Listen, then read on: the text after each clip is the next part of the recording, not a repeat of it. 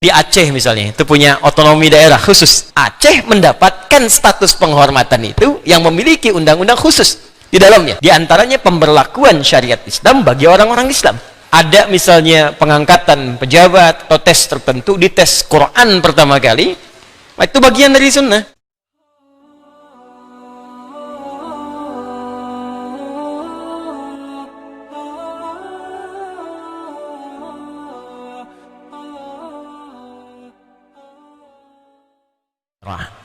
Radhiyallahu ta'ala anhu meriwayatkan hadis dari Nabi sallallahu alaihi wasallam tentang keutamaan surah Al-Baqarah.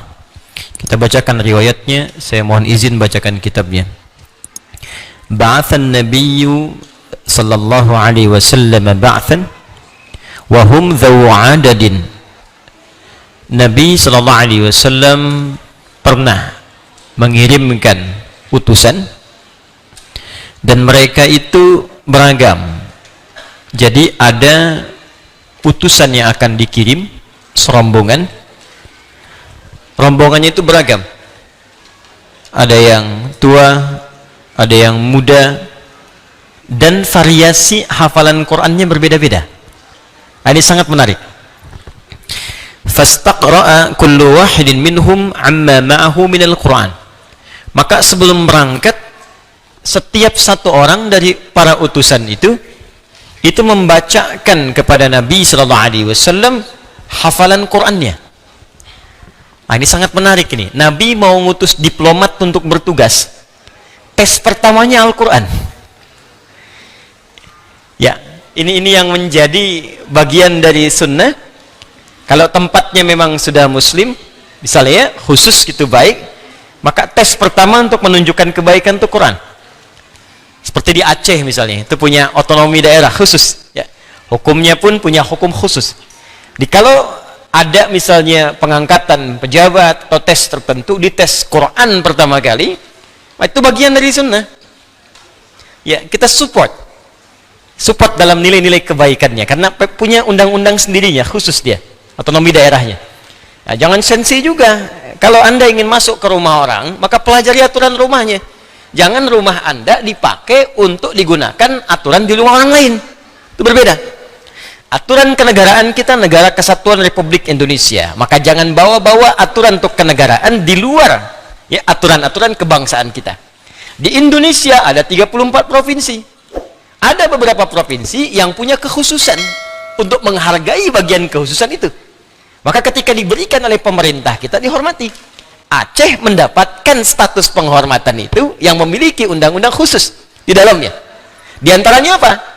Ya, di antaranya pemberlakuan syariat Islam bagi orang-orang Islam. Ketika diangkat misalnya menjadi pejabat tertentu atau dikhususkan pada hal tertentu, maka di antara ketentuannya bisa baca Quran misalnya. Itu dasar. Ya. Kita pun hormati daerah lain yang diberikan status khusus misalnya. Ya, Jogja punya status khusus. Ya, berapa yang lain punya kekhususan, hormati sehingga muncul harmoni dalam kehidupan. Dan itu dijamin oleh undang-undang pasal 29 ayat 2 itu. Itu yang dimaksud toleransi dalam kebangsaan. Jelas ya? Jadi jangan terpecah belah, cintai negara kita, cintai bangsa kita dengan menjaga nilai-nilainya yang baik. Hanya saya ingin bicara apa yang dikerjakan di Aceh itu bagian dari sunnah Nabi sallallahu alaihi wasallam. Jelas ya? Anda juga bisa praktekkan dalam nilai-nilai keislaman. Misal, ya, pemilihan DKM, Dewan Kemakmuran Masjid, ukurannya Al-Quran dulu misal. Ya, bisa baca enggak? Jangan sampai di DKM nggak bisa baca Quran misalnya. Ya? Nanti kan kalau orang nggak datang, imam nggak ada, yang mimpin siapa? Ya? Misal ukuran untuk suami, akhwat yang mau menikah, boleh. Awas, hati-hati antum. Hati-hati. Boleh bu, calon ibu mertua, Quran dulu misalnya. Kan jadi imam dia. Ya, makanya suami kan disebut imam. Ya, rijal itu kan qawwam, sifat rumah tangganya qawwam, sifat ibadahnya imam. An-Nisa ayat 34. Paling kiri sebelah atas di mushaf, ar-rijalu qawwamuna 'alan nisa bima faddalallahu ba'dahum 'ala ba'din wa bima anfaqu min amwalihim. Ya, awas, hati-hati itu. Laki-laki itu kata Allah kami tetapkan sebagai qawwam. Di sifat rumah tangganya dia pelindung, pengayom. Diberikan kemampuan untuk mencari nafkah. Bahkan setelahnya ada sifat salihah untuk istri, fasalihatu. Kenapa didahului oleh pemimpin yang baik? Karena kalau istri ingin jadi salihah mesti berasal dari suami yang baik juga. Ini berpartner di sini. Jadi boleh kalau ibu misalnya ingin seleksi calon menantu, mulai dari Quran misalnya. Ya, tanya dulu. Nama siapa, Dek? Saya Anas, Bu. Baca surat An-Nas. Bagus enggak tuh bacanya? Ada yang kedua siapa? Ya, saya Torik, Bu. Baca At-Torik. Bagus. Yang ketiga udah pucat dia. Ya. Adek kenapa? Namanya siapa? Nama lengkapnya siapa? Ya Muhammad Yusuf Ibrahim. Waduh. Udah bingung dia. Tapi nggak hilang akal. Cuma panggilan sehari-hari tante kulhu. Dah. Kita terusin dulu sebentar. Maka setiap utusan itu, diplomat-diplomatnya akan dikirim ini, itu diperiksa bacaan Qurannya. Hafalannya. Fa'ata 'ala rajulin min man ahdatsahum sinna, kemudian tiba giliran anak paling muda. Yang muda ini. Ini sangat menarik, Pak, Ibu. Di diplomatnya ini ada yang senior, yang tua, yang bagus juga, yang siap-siap, bahasa bagus, cuma Quran yang jadi patokan. Ada anak muda yang paling junior, presentasi Quran di hadapan Nabi, faqala, maka Nabi berkata kepada anak ini, bertanya, ma'aka ya fulan, kamu hafal surah apa? Ya, hafal surah apa? Apa jawabannya? Faqala, maka anak itu berkata, ma'i kadza wa kadza wa suratil Baqarah. Saya hafal beberapa surah Al-Quran, surah ini, dan surah Al-Baqarah. Jadi dia belum hafal 30 juz. Karena memang Quran belum turun 30 juz pada saat itu. Ya. Jadi baru surat ini. Dia katakan, saya hafal surat ini, dan Al-Baqarah. Apa yang terjadi? Faqala ama'aka suratil Baqarah. Benar kamu hafal Al-Baqarah, kata Nabi. Qala, dia berkata, na'am, iya, ya Rasulullah, saya hafal Al-Baqarah. Apa jawab Nabi? Qala idhhab fa anta amiruhum. Sekarang semua utusan berangkat. Saya utus kalian semua dan pemimpinnya yang muda ini yang hafal Al-Baqarah. Saya ingin katakan kepada Anda, ya, bagaimana istimewanya surah Al-Baqarah sampai utusan penting pun yang diutus oleh Nabi, pemimpinnya anak muda yang hafal Al-Baqarah. Saking istimewanya Al-Baqarah ini. Saya teruskan dulu. Faqala rajulun ya min asyrafihim, maka di kalangan mereka yang paling berpengaruh, yang punya karisma, mungkin yang pengetahuannya agak luas, ya, yang punya pengalaman, punya karisma, berkata, wallahi ma mana'ani an ata'allama surat al-Baqarah illa anni khashitu alla aquma biha. Tuh. Harus selalu ada alasan gitu kan. Jadi ini bagus di kisahnya, ya. Jadi yang senior, yang punya wawasan luas, ini kan yang ditunjuk yang muda. Nanti apa alasannya kalau orang protes nih? Ya. Harus ada celah di situ untuk menjelaskan. Maka yang senior ini berkata pada Nabi, ya Rasulullah, saya pun pengen juga sebetulnya hafal Al-Baqarah. Cuma saya khawatir kalau saya banyak menghafalkan, saya tak mampu mengamalkannya. Cerdas ya? Cerdas. Ini persis kejadian yang saya alami pula. Saat saya masuk seleksi, ya, di salah satu kampus, diuji seorang dosen dari Al-Azhar. Dari Mesir, tapi bukan untuk masuk Al-Azhar. Seorang dosen dari Mesir. Ujiannya mirip seperti ini. Saya waktu itu berkata sewajarnya saja. Ya. Kam hafidna minal Quran. Berapa banyak Quran yang sudah kamu hafalkan? Qalil, sedikit saya bilang. Ya, sedikit itu saya mengambil kalimat dari firman Allah, wa ma utitu minal ilmi illa qalila. Kamu enggak diberi ilmu kecuali sedikit. Kenapa cuma sedikit, katanya? Saya katakan, saya takut kalau menghafal banyak, saya nggak bisa ngamalkan. Maka apa jawab Syekh itu? Persis seperti Nabi mengajarkannya. Kata Syekh itu, jika engkau mampu menghafalkannya, فَإِذَا حَفِظْتَ فَلَكَ أَجْرٌ, kamu dapat pahala. فَإِذَا عَمِلْتَ فَلَكَ أُجُورٌ, tapi kalau kamu amalkan, pahala lebih banyak lagi. Daripada kamu nggak hafalkan sama sekali, mendingan hafalin aja dulu, minimal dapat pahala. Kalau mampu mengamalkan, lebih banyak lagi. Maka saya ketika baca kisah ini teringat kembali pada bagian tadi. Maka jangan jadikan alasan tak mampu mengamalkan memberhentikan Anda untuk menghafalkannya. Jelas? Nah, apa kalimat nabinya?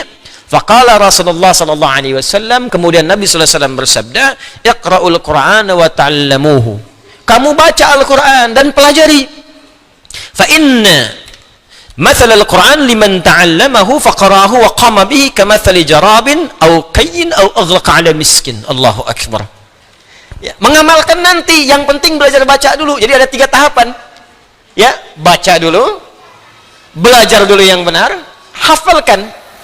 Lalu setelah itu amalkan. Ya, amalkan. Untuk mengamalkan ini tidak harus langsung hafal dulu. Anda baca, tahu isinya, amalkan. Di tahapannya itu baca, kemudian pelajari. Setelah itu mau dihafalkan silakan, mau diamalkan silakan. Jelas ya? Baru baca aja dapat pahala. Orang ini berkata, saya ingin menghafalkannya, takut tak mampu mengamalkan. Nabi menurunkan levelnya dari hafalan ke bacaan.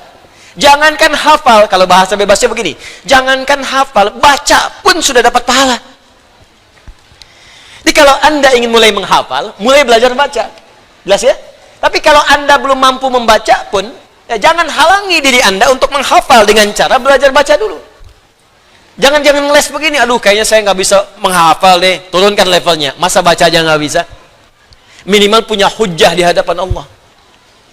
Kenapa fulan kau tidak menghafal Al-Quran? Anda bisa berkata, ya Allah, saya sudah belajar sejak mulai membacanya sampai penghujung usia saya.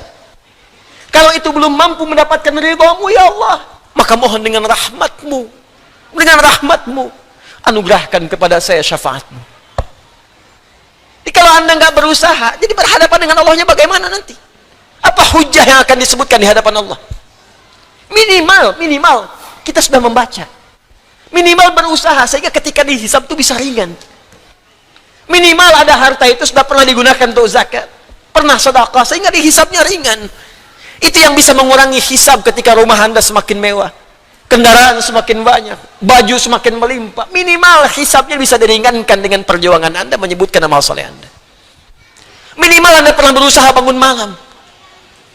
Ya fulan, kenapa engkau nggak tahajud? Saya sudah berusaha ya Allah. Doa sudah, memohon sudah, bangun pun sudah malam, cuman memang ngantuk ya Allah. Misal dibuka filenya, usahanya dilihat, ada niatnya. Beruntungnya kita itu kan hisabnya ada pada niat.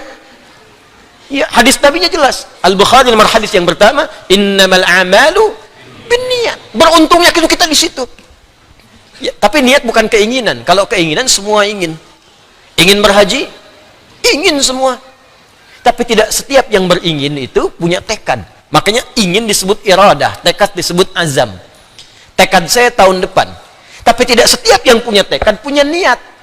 Usaha yang menyertai dari tekad yang setelah dihadirkan itu. Usahanya apa? Nabung. Makanya kalau niat pengen haji, nabung dari sekarang. Tidak cukup dengan amin. Ya, semoga tahun depan bisa haji insya Allah. Tuh, nggak cukup dengan amin. Nabung. Ikhtiar. Kalau pengen tahajud nggak bisa cukup dengan amin, ya. Ikhtiar, siapkan, maksimalkan kita. Demikian kata Nabi, kamu jangan ngeles karena tak mampu menghafalkan itu, takut untuk tak mampu mengamalkan, minimal menghafalkan pun ada pahalanya kata Nabi. Kamu jangan ngeles. Ya, jangankan menghafal, baca pun dapat pahala. Orang-orang yang punya kemampuan baca lantas memahami Al-Qur'an, dia diibaratkan kemudian lekat dengan misk, bau harum. Bahkan disebut penutup botol misk yang kalau dibuka harumnya keluar semua. Di ahli Quran itu wangi semua. Kalau bicara wangi, kalau menatap wangi, kalau jalan wangi. Wangi itu kan semerbak, bagus. Dan baunya wangi, miskin itu baunya wangi. Di ahli Quran tuh kemana-mana tuh wangi gitu. Disebutkan pun wangi. Jadi gimana caranya orang nggak pernah lihat Anda, tapi kalau disebut Anda wangi. Baik gitu. Coba sekarang Anda pengen disebutkan di langit, di dunia aja belum disebut baik, terus Anda pengen dikenal baik di langit. Bikin kebaikan dulu. Ibu-ibu, jadikan dah buah anak-anaknya. Ibu mengandungnya 9 bulan 10 hari. Melahirkannya berjuang dengan kematian. Mesti ada kebanggaan, Bu. Di hari kiamat mesti ada kebanggaan. Minimal di dunia didik anak itu, sehingga ketika disebutkan anak itu jadi wangi, ibu dapat wanginya. Bapak dapat wanginya. Seorang itu kalau sudah baik, maka Allah akan menyebutkan semua kebaikannya dan semua setiap yang di lingkarannya akan ikut baik semua. Silahkan cek. Yang nggak pernah kenal Anda jadi kenal tuh. Itu tetangga tetangga saya katanya, itu kawan saya, itu teman saya, itu sekampung saya. Jadi kebanggaan. Dan jadilah Anda bagian dari itu. Sudah jaminan dari Nabi SAW. Apa sumber pertamanya? Al-Quran.